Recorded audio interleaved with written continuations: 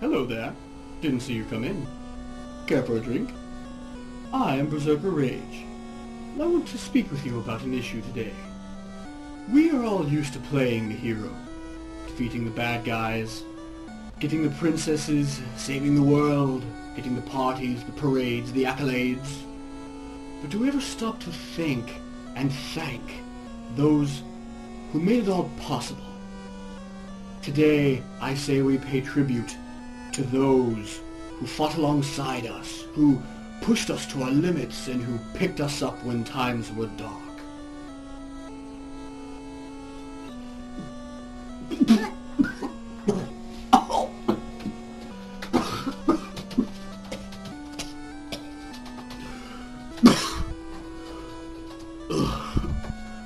This BerserkerRage's top 10 companions and sidekicks. In no particular order. Up first, we got good old Burton. Look at this red-bearded badass. Now, if you don't get why Mr. Burton is on this list, you obviously haven't played the first Resident Evil. Let me show you exactly why he's on this list. Here's a lockpick. It might be handy if you, the master of unlocking, take it with you. That was too close. You were almost a Jill sandwich. It's a weapon. It's really powerful, especially against living things. I'll just go and get some fresh air and be eaten by a monster. Yeah, that right there. Plus, I mean, I guess he helps Jill and all. But those lines are more than enough to make him one of the best companions to have in a game ever. And it's enough to get him on this list. Hell, I bet that could get him onto any list. You want to make a top 10 babe games list? There you go. Bam, 1, 2, 3, Barry. Oh my God! It's awful! Alright, next on our list is Billy Lee. Or Jimmy Lee. From Double Dragon. I can't remember which one's which. Of course, it doesn't really matter. Design-wise, they're pretty much clones of each other, and neither of them are specified as being the absolute main character. In a sense, they're both the companion character to each other. The Lee brothers are always willing to team up to beat down prostitutes, and space geishas, and Skeletor, and whatever this is. All in the name of saving the girl they both love. Any guy who would team up with you all the way to space to spite that kind of tension is a total bro. A guy you can high-five anytime. And that's what gets him, or they, on the list. Hurry up, you buttcake! Next up, we got Cooper from Paper Mario. Now this guy is one of the coolest motherfuckers Mario could get on his team. I mean, look at him. Just look at him. He's got those awesome bracers of power, and that awesome bandana. I mean, do you have a bandana? I sure don't have a bandana. Oh, my life was a joke. Cooper was cool because his special moves let him hit every enemy on the ground, and each of those moves had a different effect. You could stun enemies for a couple turns, get some healing in, or you could, I don't know, fucking catch on fire and just burn the shit out of those guys. Yeah, tell me that isn't fucking badass. And that's what gets him on this list. Next up we have Kazooie. From Banjo-Kazooie, if that wasn't obvious. Now, Kazooie is a Breagull.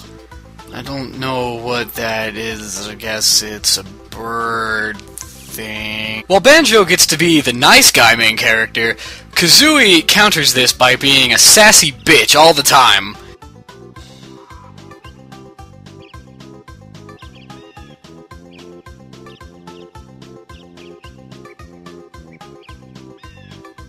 Even so, you gotta cut her some slack. I mean, what else do you expect from someone who lives in a backpack and has to choke up eggs, swallow puzzle pieces, and carry a goddamn bear on her back all the time? I mean, putting up with that kind of stuff would be enough to get her a high spot on the list if I'd been numbering it. We'll go ahead and say she gets number good. Now, our next friend doesn't actually have a name, but believe me, unless you like seeing you'll want to have them with you. I'm of course talking about the cat from Minecraft. Now the cat may be one of the most annoying assholes in the entire world, but the fact that it can scare creepers away makes it invaluable. Who else is going to protect those projects that you've been working on for a week that you've called in from work to finish? Hey boss, this is BerserkerRage. I can't come in today because I'm... legs are off. Okay, bye. Stupid boss. I have mines to craft.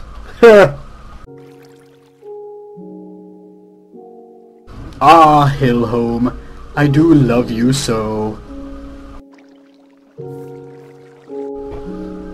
What is that? No! Now, if only it could repel the flu, the IRS, and Celine Dion, it'd be the perfect partner. Oh well. Still makes the list. The next spot follows a lot of the same rules as the Lee brothers.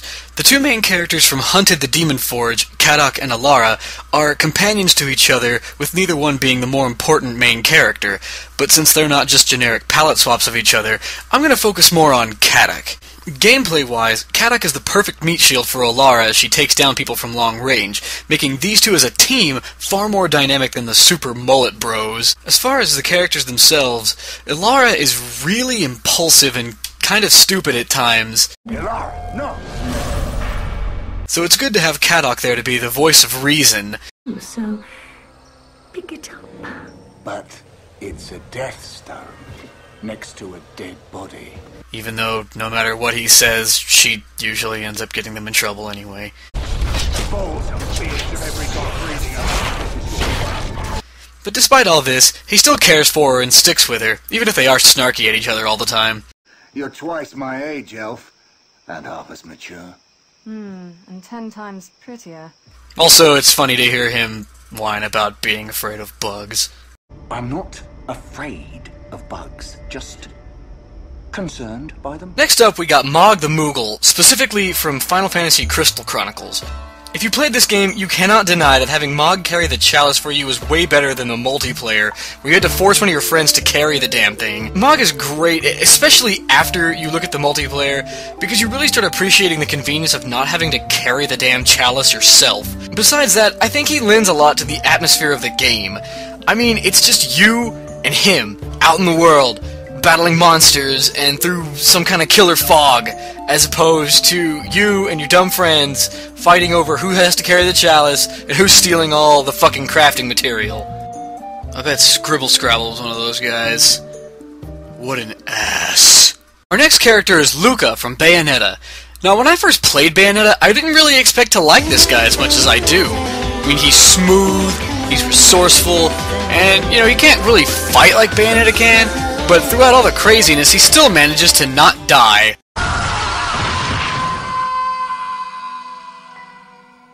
Oh.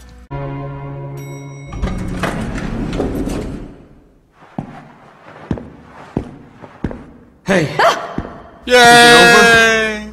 Give me more credit than that. Luca starts off hunting Bayonetta to get revenge for his murdered father, but once he learns the truth about who she is and how his father died, he joins her and puts himself like right into the thick of things, defending her daughter past self. And not even worry, he just like flies a helicopter right into the enemy territory. Also, this happens.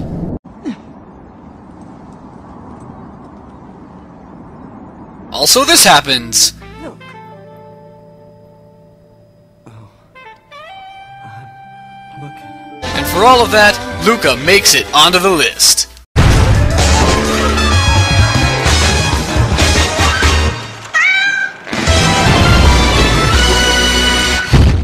This next character should come as no surprise to anyone. I mean, even Nintendo declared that this entire year be dedicated to him.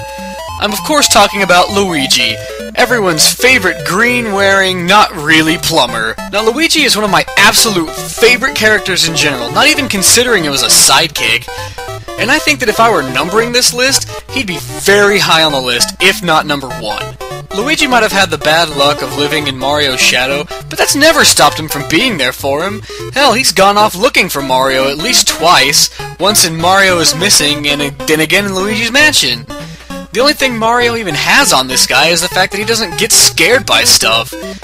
And Luigi being something of a coward gives him more personality than Mario's ever had. Luigi can keep up with him in karting, golf, tennis, he can even jump higher than him. And I bet you when he's not along for the adventure, he's not bitter about it. He's just glad to see his brother come home safe at the end of the day. That's just the kind of cool guy he is. And that is why he deserves to be on this list and every other list he's ever been on. Last on our list is Zero from the Mega Man X and Mega Man Zero series. It's kind of unfortunate that Zero ends up on a list like this, since Keiji Inafune, the creator of X and Zero, originally intended for Zero to be the main character of the whole series. Still, as a companion character, Zero is one of the best. Definitely better than Axel. Fucking Axel. Unlike X, Zero has no qualms about cutting people into little pieces to get the job done. X would just be crying his big robo baby tears all over the place. If I become a maverick, you have to take care of me. Zero don't cry though. He's a hardcore badass mother. No, this isn't happening! There's no reason for me to go on. What? What am I fighting for? Okay, well, ignoring the atrocities that were Mega Man X4, 5, 6, 7, 8... Zero's always saving X's ass, even going so far as to blow himself up to save him. He does this like 5 times. I don't know. He's always dead. Anyway, for being such a badass with cool hair and coming back from the death 1,000 times, Zero gets a spot on the list. Welcome back. Did you enjoy that list? I did. We've got so much in common. Pretty soon some new videos are going to come up, and it would be amazing if you would watch them. If you liked my video, give me an awesome comment and hit the like button. Also hit the subscribe button.